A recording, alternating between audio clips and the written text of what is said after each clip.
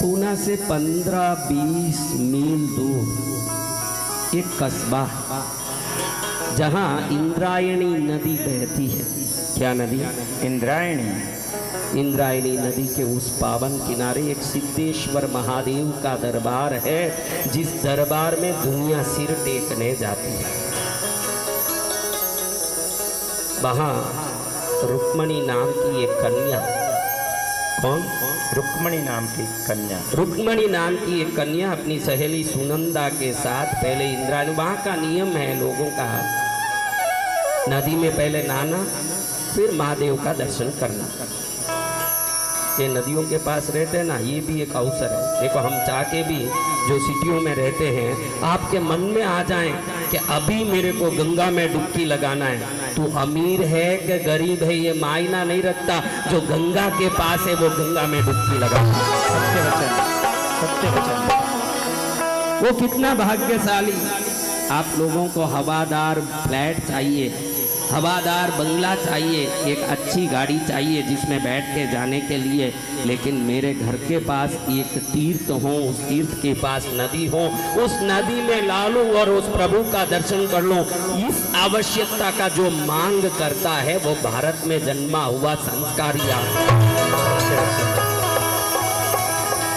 सत्य वचन भगवान। अरे भाग्यशाली हो। सुनंदा रुक्मणी के साथ नहा धो के सिद्धेश्वर महादेव के मंदिर में जा रही है। वहां एक तपस्वी संत को देखा। संत महाराज को देखते ही चरण में गिर के नमन किए। भारत की ये बड़ी महिमा है महाराज। विदेशों में लोग कोई ही, अगर वो फादर के रूप में भी हो, क्रिश्चियन फादर, मौला मौलवी भी हो, उनको देख के तुरंत वो झुकते नहीं। उनके दिमाग में सवाल उठता है कि ये वंदन करने योग्य है या नहीं। लेकिन आप लोग भारतवासी गली में कहीं भी जाते हो ना, कोई भी एक भगवादारी दिखता है तो राम राम बाबा जी। जी गुरुदेव, सत्य वचन। क्या एक अयोग्य को वंदन करना चाहिए? जरूर करना चाहिए महाराज। मैं उल्टा बोलता हूँ, क्योंकि अयोग्य वो अपनी जगह होगा, लेकिन तू वंदन करता है तो ईश्वरीय शक्ति देखती है कि अयोग्य कोई वो इतने श्रद्धा से वंदन कर रहा है, तो योग्य आएगा तो ये क्या नहीं करेगा, इसका कल्याण होना चाहिए। जय गुरुदेव। अगर योग्य मिल जाए तो ये क्या नहीं करेगा। ये भारत की धरती देश को वंदन कर रही है, क्योंकि आपके पास वो चक्षु नहीं है जिससे आप अंतर की, आत्मा की सद्गुण संस्कार देख सको। शायद मैं बाहर बैठ के कथा बोल रहा हूँ, अंदर क्या कर रहा हूँ राम जाने, लेकिन आप नमस्कार कर रहे हो क्योंकि ये भारत का एक परंपरा है। आप वेश को वंदन करते हो, और हमारा धर्मशास्त्र कहता है जो वेश को वंदन करता है, उस वेश को नमन करता है, तो वो शास्त्र की आज्ञा का पालन करता है। और सामने वाला कैसा भी हो जिसको हमने वंदन किया, हमको शास्त्र की आज्ञा का पालन करने का पुण्य तो मिलता ही है।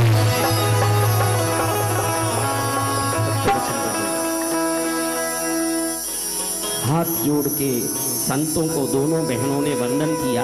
आप भी संतों के पास आशीर्वाद लेने जा रहे हो महाराज, संत को वंदन करते हो, संत क्या आशीर्वाद देंगे? क्या देंगे आशीर्वाद? बोलो रे बच्चों। तथास्तु। तथास्तु मैंने बोला इसलिए उसको पकड़ लिया, नहीं तथास्तु नहीं। फलो फूलो, हाँ क्या बोलेंगे? फलो फूलो। बहनों हो तो सौभाग्यवती भव, भाग्यवती भव। तो दोनों ने वंदन किया। तो रुक्मणी को महाराज ने फलो फूलो, खूब संतान हो, खूब सुख हो, अनेकों संतान की माँ बनो। तुरंत उसके शरीर में बिजली दौड़ गई जब महाराज ने कहा कि अनेकों संतानों की माँ बनो।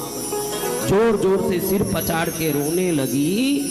महाराज आश्चर्य में पड़ गए कि हमारा आशीर्वाद पाके दुनिया गदगद हो जाता है, और ये पचाड़ पचाड़ के रोना क्यों रो रही है? उसका रोना बंद नहीं हुआ, उसका विलाप बंद नहीं हुआ, घबरा रही है, आंखों में पानी आ रही है, शरीर धूज रहा है, रोम रोम खड़ा हो रहा है। महाराज कह रहे हैं कि बेटी क्या हुआ? वो तो बोल नहीं पा रही है। पास में खड़ी सहेली सुनंदा कहती है महाराज आपने श्राप दे दिया है इसे। क्या दे दिया है? श्राप दे दिया है। श्राप दे दिया आपने इसको। भैया कैसे श्राप? संत श्राप नहीं देते बेटा, संत तो आशीर्वाद ही देते हैं। संत अगर कोई गलत वचन भी निकाल देते हैं वो शुभ ही करता है, अशुभ कर नहीं सकता। मुर्गी अंडे पर बैठ के मुर्गी अंडे को सेकती है कि अंदर से चूजा निकल जाए, तो आज तक एक मुर्गी ने भी अपना अंडा तोड़ा क्या? नहीं तोड़ा। इतनी जोर से आप दबा के बैठोगे अंडे पर तो क्या हो जाएगा? टूट जाएगा। और एक मुर्गी भी आज तक अंडे को तोड़ी नहीं, उसमें से चूजा ही निकाली। तो संत दबा कर भी आपको बैठेंगे तो आपसे आशीर्वाद का चूजा ही निकलेगा, कोई टूटने वाला नहीं। जय गुरुदेव। अरे रामा, सुनंदा कहती है महाराज इसका पति अचानक इसको छोड़ के 12 वर्ष पहले काशी गया। कहाँ गया? श्रीपाद स्वामी से दीक्षा ले लिया है उसने, हमने सुना। वो जमाने की बात कह रहा हूं जब गाड़ी घोड़ा, mail, email, Google, WhatsApp, phone कुछ नहीं था। जब समाचारें कान में आती थी न कान से जाती थी। अब आप बताइए महाराज, आपने इसको कहा कई संतानों की मां बनो, जिसका पति सन्यासी हो गया हो और उसकी पत्नी पतिव्रता हो, उसको आपने बोला हो कि अनेकों संतानों की मां बनो, तो ये श्राप है कि आशीर्वाद महाराज? हाँ? साधु महाराज को धक कर गया। साधु महाराज कहते हैं कि बेटा काशी में कहाँ किसके पास उसने दीक्षा ली, क्योंकि ये भी साधु है। काशी में श्रीपाद जी महाराज से दीक्षा ली है, हमने सुना है। 12 वर्ष हो गया वो आए नहीं है, अकेली यहाँ पर बिन पति की पड़ी है, बड़ी दुखी हो रही है। महाराज ने कहा चिंता मत कर, मेरा वचन खाली नहीं जाएगा, मैं साधु हूँ, संत वचन खाली नहीं जाएगा। इसका पति वापस आएगा, इसको अपनाएगा, उसके संतान भी होंगे, ये मेरा वचन है।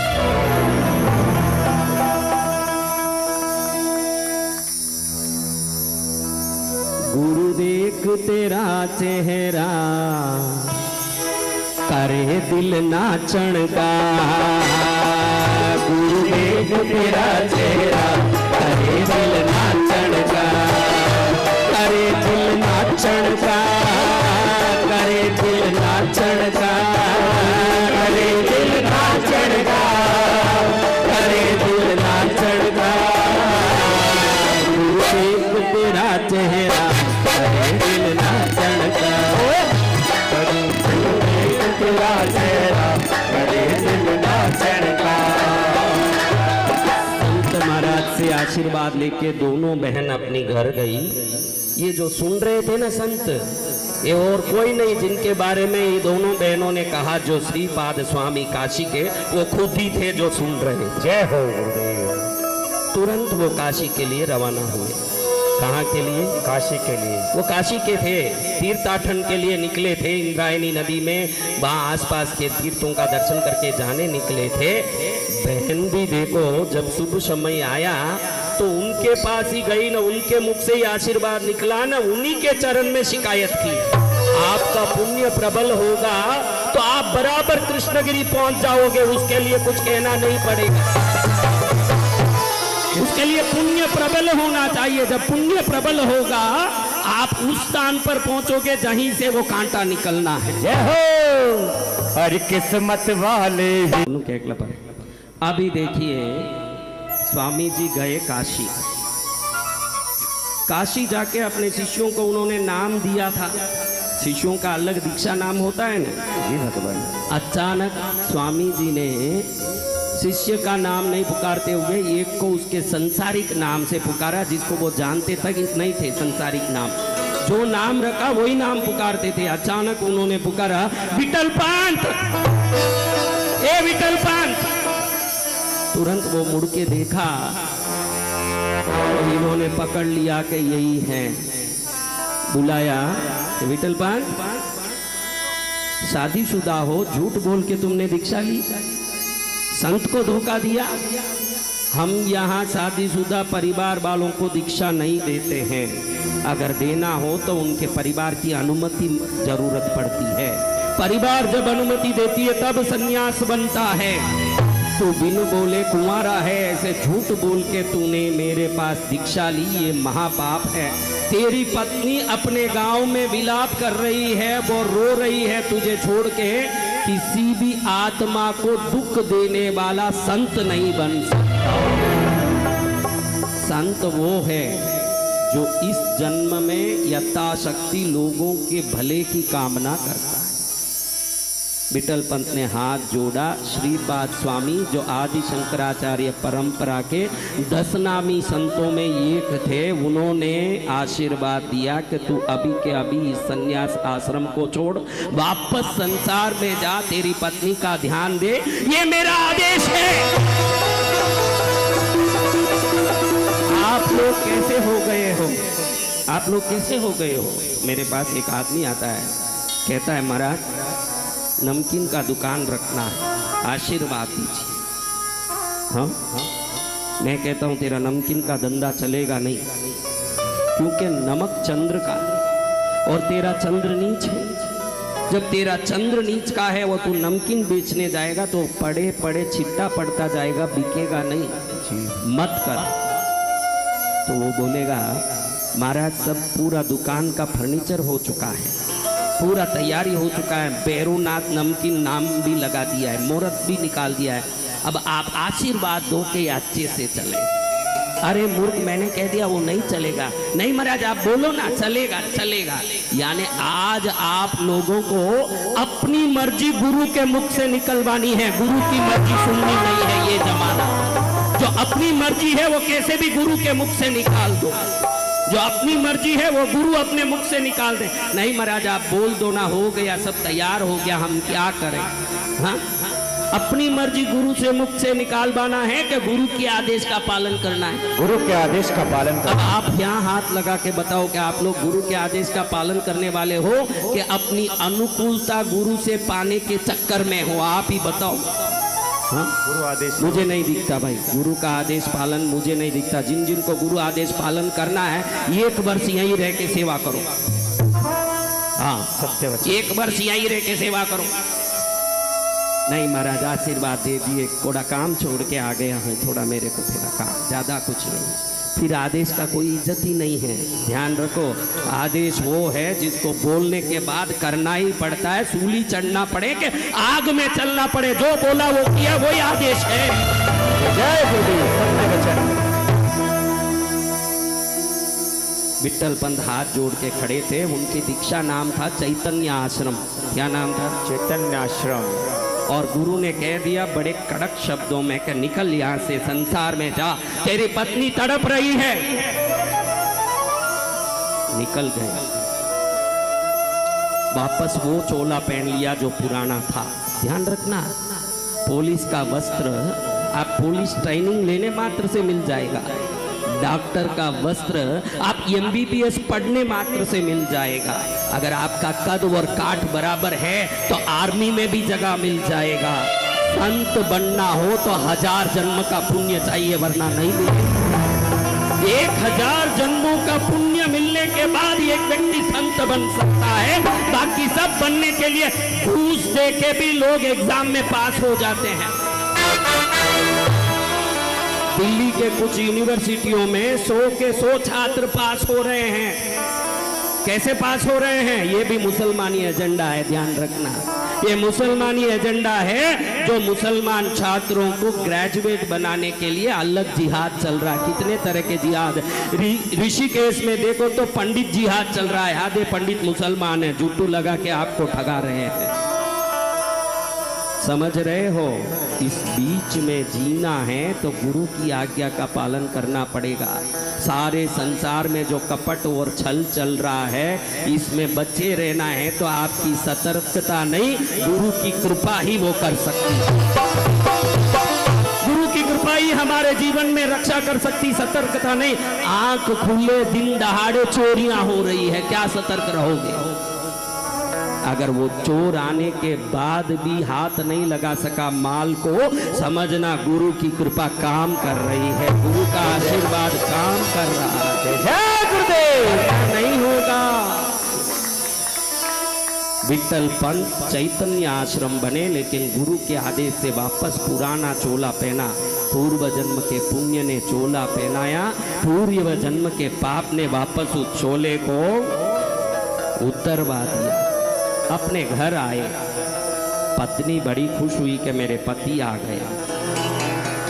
पत्नियों का यही हालत है। इस पत्नियों में जो भी किसी की पत्नी होगी है, जितनी भी बैठी है, इसमें पूछो कि भाई आपका पति सन्यास ले तो कौन कौन अनुमति दोगे।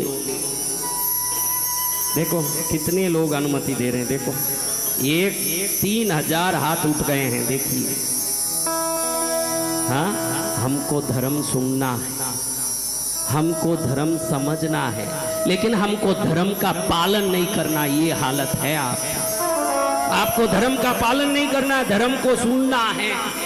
मेरा पति मेरे मुट्ठी में रहे, वो संत बनेगा, आपकी 21 पीढ़ी को तारेगा। और 21 पीढ़ी तिरने के लिए एक ही व्यक्ति का त्याग हो जाता है तो शास्त्र के हिसाब से वो बहुत छोटा एक भी नहीं आई। देखो इतनी भीड़ में एक हुई क्या जो मेरा पति संत बन जाए। हाँ, मेरा पति और नालायक बने तो चले। हाँ, जितनी नालायक बना करे। कई लोगों को तो थोड़ी देर संतों के पास ज़्यादा बैठे न तो तुरंत कह देती है आजकल ये संत बाबा पना बहुत हो रहा है, घर में रहो बराबर। हाँ, ये बाबा पना बहुत आ रहा है, तुम में घर में बैठो। क्योंकि उसको लगे कि कई संत बन जाएगा, तुरंत उसको टीवी में अलग अलग टाइप के पिक्चर दिखाएगी, अलग अलग टाइप के चीज दिखाएगी। यानी मेरा पति नालायक बन जाए तो 100% चलेगा, संत बने तो नहीं चलेगा। ये संसार की वृत्ति है।